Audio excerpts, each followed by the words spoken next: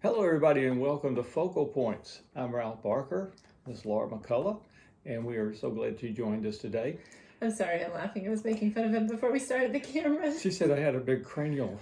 I said he had a large, he told me I needed to move over, and I said, I'm just making room for your head. He's like, what? I said, you have a disproportionately large cranial cavity. Certain personalities statistically have them. And then there's the glare. I mean, sorry. Makeup. Where's staff? If you have any desire to send donations just for makeup or staff to help with our high-tech program, Focal Points Channel at gmail.com, let us know. Yeah, I wish back when we first started doing this, we did a particular program on how a comma can change your theology.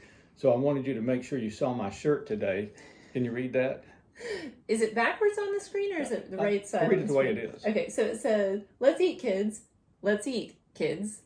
right? Yep. So punctuation saves lives. Yes, let's eat kids or let's eat kids. Yeah. In fact, my goddaughter Ashley the other night was getting her food. She said, I'm going to eat you guys. And I said, well, you better put a comma in there somewhere. Commas can change your life, change your theology.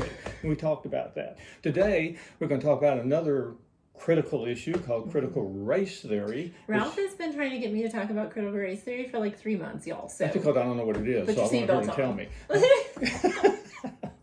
No. What is your definition of critical race theory? It's a racially biased program that, in my mind, the point of it is to divide. It's not to bring together. It's not to unify. And it is, in my opinion, Marxism cloaked in this educational process that says, I can sum it up in about 3 words: white man bad. That's and it. In a future video, we'll do the difference in opinions and facts. That's right. But I mean, that's my opinion. But and that's your experience of how it's been presented. Yes. And that's something that, so I am not in any way going to attempt to define whether critical race theory is good or bad. My only interest in the conversation is to kind of understand what it is, because it's a huge buzzword, and that perspective has been used to a tremendous degree to elicit a very negative response. Am I a proponent of critical race theory and teaching critical race theory? Not in its current iteration at all. And I'll explain that. It's actually, so the theoretical framework of CRT is kind of like the theoretical framework of socialism. If you remember, or if you go back and look, we did a video on socialism. Is it biblical, right? And the theory of socialism, the theory of Marxism, is actually not terribly unbiblical. The theory of critical race theology, critical race theory, and the original anthropologists, sociologists that began coming up with this idea, I mean, this is not new. This is like 45 years old.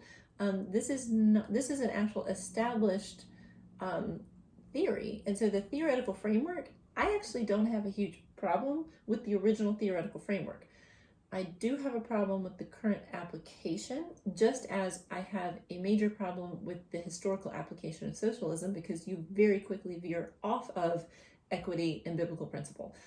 And so I would agree that the current presentation of CRT is not a positive thing, but I don't necessarily disagree that the fundamental ideas behind it are wrong. But we've heard, it's only been in recent year that it's really come to the forefront of being taught in our schools, yes, being taught in our military. And of course, obviously, a lot of people are concerned about that. Our own governor here in Georgia has said, you're not going to teach it in these schools in our state. And there are other governors that have done the same thing, and other legislatures that are passing laws about it. So it's not something that's widely accepted, really. But the educational, I mean, I won't make the case here, but you can make the case very easily that the NAA is a very liberal organization. In fact, a friend of mine wrote a book called the NAA, the Trojan Horse, how we have allowed the educators to take over, really taking the power to teach our kids away from parents, basically. And They don't want parents to know what they're teaching. And that's one good thing that came out of COVID, when these kids started studying at home, and the parents are saying, what is that? And they're finding out what they're teaching their kids. And that's one of the, we'll do a video sometime on that, institutionalized education. Public schools, not necessarily saying public schools are bad. Institutionalized education is different than public schooling. what we think is public schooling has become institutionalized education. Those are two separate things. And the state will always teach the religion of the state. Right. And that's why, in fact, I actually got thrown out of a church basically one time. I was doing a series and they canceled me after the first one because I offended. He's such a shy, unassuming individual.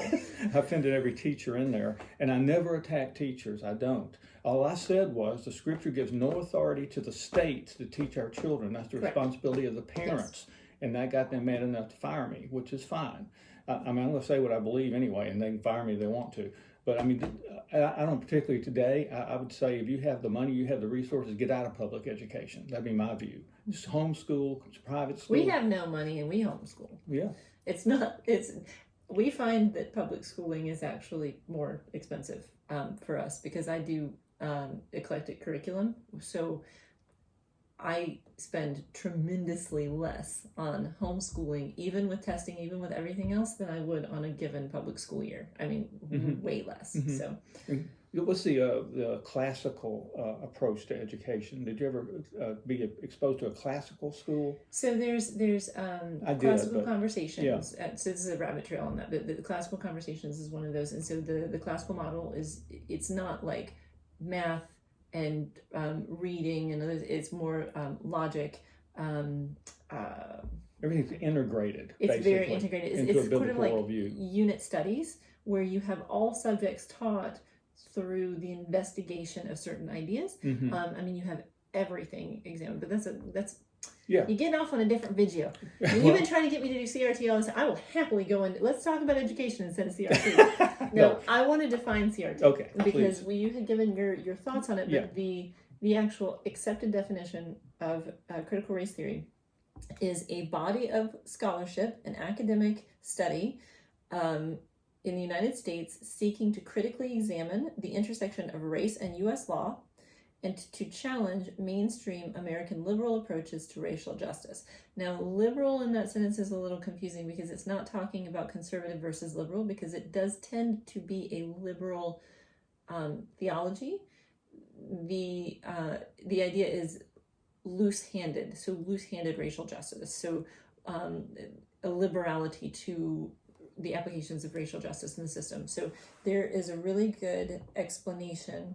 And this is actually one of the reasons that when I say I don't disagree with the theology of critical race theory, like the foundations of the ideas, because what I'm about to read is true.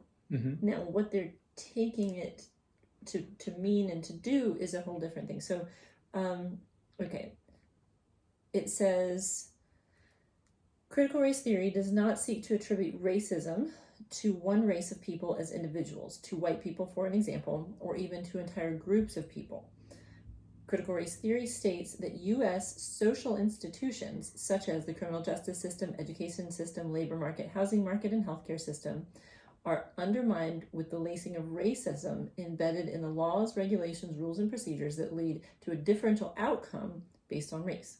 Sociologists and other scholars have long noted that racism as an institutional element can exist without racist people as individuals still living and making those rules and regulations. So the issue comes in because we as Americans are not able to separate our personal identities from discussions about the American system. So we often perceive discussions about the American system as attacks on us as individuals. So if we perceive ourselves as the system or as America, for example, then a discussion on the American institution having racist undertones then reflects on us being called racist. And that's where I find it to be faulty. So that's not what critical race theory is saying in its original form. In its original form, critical race theory is saying that there are certain laws and rules, regulations, things that were instituted that create a disparate outcome for people of different races. In the vast majority, those things have benefited white Americans. The fundamental experience of white Americans is factually different than the fundamental experience of Americans of minority races and people of color. It's a true statement, and people can be super offended. Like he said, he wasn't going to apologize. He got fired. Y'all can fire me from Focus Points if you want to, because the majority of people who are offended by that statement do not mentor, disciple, educate, or work with people of minority races on a regular basis. I am working with minority people on a daily basis, hearing their personal stories, understanding the way that certain things have affected them. And I do realize that's anecdotal. Mm-hmm. I'm not saying that's provative, that's anecdotal, but it is my personal experience with the people in my life. Some of the overarching statements, not true. And that's why I say I don't agree with critical race theory being taught in schools. I don't agree with critical race theory and the presuppositions of how they should then make large, sweeping changes to things based on the idea that they could potentially create a disparate outcome. But if you can prove statistically that a given law creates a disparate outcome in a community, it should be fixed. That's biblical. That's equity. It says that we're to seek justice and love mercy. Equity's become a bad word because of the way it's being used. Maybe it's a forced equity they're trying to do that's not there. Well, there's a difference in equity and equality also. Yeah, talk about that. The two differences. So difference in equity and equality. So let's say that Ralph and I are two different heights, and there's a fence, and we want to see over it. There's a baseball game on the other side. So equality says Ralph and I are both given a box that is 8 inches high. Regardless of my height and Ralph's height, we get the same box because that's equality. Everyone gets the same thing. That's not biblical, and that's not equity. Equity is meeting the needs of the individual based on the needs of the individual. So if I'm a different height than Ralph, I'm given a box that means I can see over the fence, and Ralph is given a box that means he can see over the fence. We both have the same outcome. So equality is sameness in the provision. Equity is sameness in the outcome. So that's where the difference lies. That's a good definition. That's good. But see, we're not actually applying equity the vast majority of the time. And this video is probably going to run a little longer because CRT is a big idea, a big concept, but that's okay. Yeah, we could do another one too on it, but it's because we rabbit trailed on education. Yeah, well, yeah. And I made fun of you for like 4 whole minutes of this video. Was there anything else you want to say about CRT? Well, I just want to. So you had talked about believing that it's fundamentally bad. So your perception is that it's saying that white people are bad. Yeah. And so I'd like to hear more about that, because that is a common perception within the conservative community. When it's not helped either by the political aspect of this, where, politicians, everything now is white supremacist. It's white supremacist. In fact, there was somewhere, I can't remember the source of this, it was on a web page or a business or somewhere, where it's like if you believe in working hard and putting in your time and getting things done, then you're a white supremacist. I mean, that makes no sense. My generation, we were brought up to, with a work ethic and things like that. Your generation of all races. Yeah. To point that out. Yeah. I lived through the integration, segregation, through the transfer of that back when things were not free for Black people in this country. And when you're living through it, you don't think much about it because you think this is normal, and it was wrong, but it seemed normal at the time because this is the way it was. You don't think about Black people have to go to the back of the bus, or they have separate water fountains and separate bathrooms, but they did. And then when it all changed, and my family, I've never had a prejudice bone in me. We have Black people buried in our burial system down there. They were family. I was raised by a lot of them. So it was really a cool time. I'm a Driving Miss Daisy guy. Back in that era, that was my era. It was a cool time, actually. But I'm glad that where we are today. But I'm thinking this critical race theory is being used to foment more. Foment. Is that the word? Foment. Foment. Yes. I like foment. It's the two. Not ferment. Foment. Yes. Yeah. To do a thing. To do a thing. Yes. So. I don't like the way it's going. That's what I'm saying. And I would agree with that. But see, so you were talking about how those comments on that particular website to say that this particular set of standards, this particular ideology, it reflects white supremacy, and that doesn't make any sense. No. But then on the far side of it, you're acknowledging a time in our history, half a century ago, where there were things that were very clearly wrong, very clearly disparate, very clearly prejudiced, that if we can acknowledge that half a century ago we had these things very prevalent, very present as an established part of our societal system, critical race theory is saying that there are things based in that way. There were laws that said Black people or people of color must use a separate water fountain or restroom than white people. That's a fact.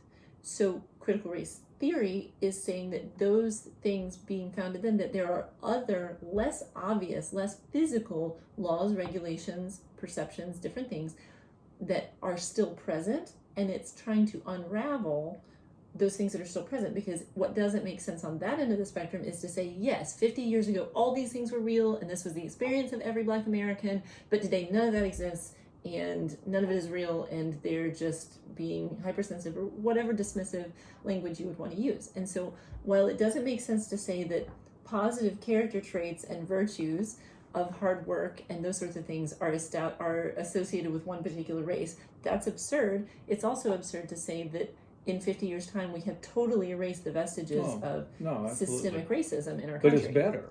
But I mean, it's much, much, much, much better. And no one disagrees with that. Yeah. The issue being, so what we have now is an entire generation of people who never experienced what Ralph was talking about, but they have experienced things that we don't often categorize as racially motivated or reflecting wrong attitudes towards people of other races, nationalities, ethnicities, colors than ourselves. I'll give a small example. This is not being forced to sit at the back of the bus. This is not being beaten in the street for having talked to a person of a different race than you, but it is an experience and it's valid. So I have a very good friend. She is Cherokee. She looks Cherokee, but she is often confused as being Hispanic. Her husband is blonde and blue-eyed, very European, Scottish, and German. Her oldest two children are blonde and blue-eyed. I mean, fair skin as you get, and absolutely just beautiful blonde hair.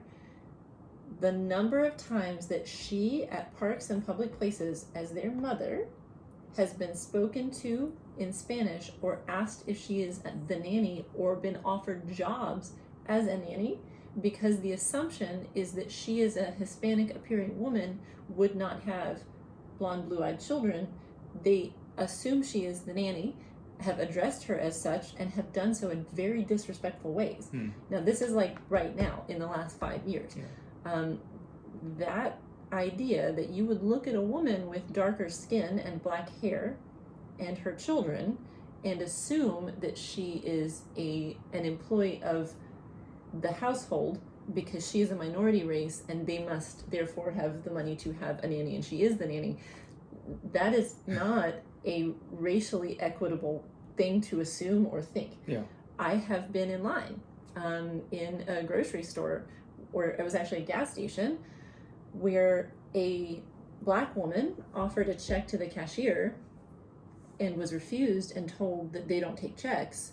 And the very next woman in line was a white woman who wrote a check and they took it without any questions.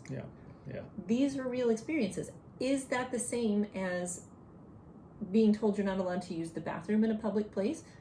Same principle. It's the same principle. And so we have to be very careful as Christians. Should we support critical race theory infiltrating our system, which is being used to bring in Marxist ideas?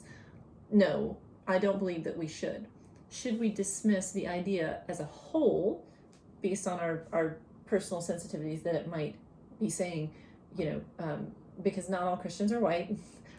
Christians come in every race and every nationality, every tribe. So we can't hitch the evangelical position to the Caucasian position either. We have to be very, very careful, because the Bible instructs us that every tribe, tongue, and nation is going to be before the throne, and that we are going to be known for our love for our brothers. And so we have to be very careful that we don't engage in racial politics in an unbiblical way as believers. Well, if you really want to see prejudice, just put on a MAGA hat.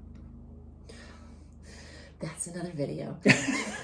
Well, we got to go. We've gone too long. We didn't mean to, but we had a lot to say, and we hope that you got something out of this. And we thank you very much for being with us, and we'll see you next time. Blessings.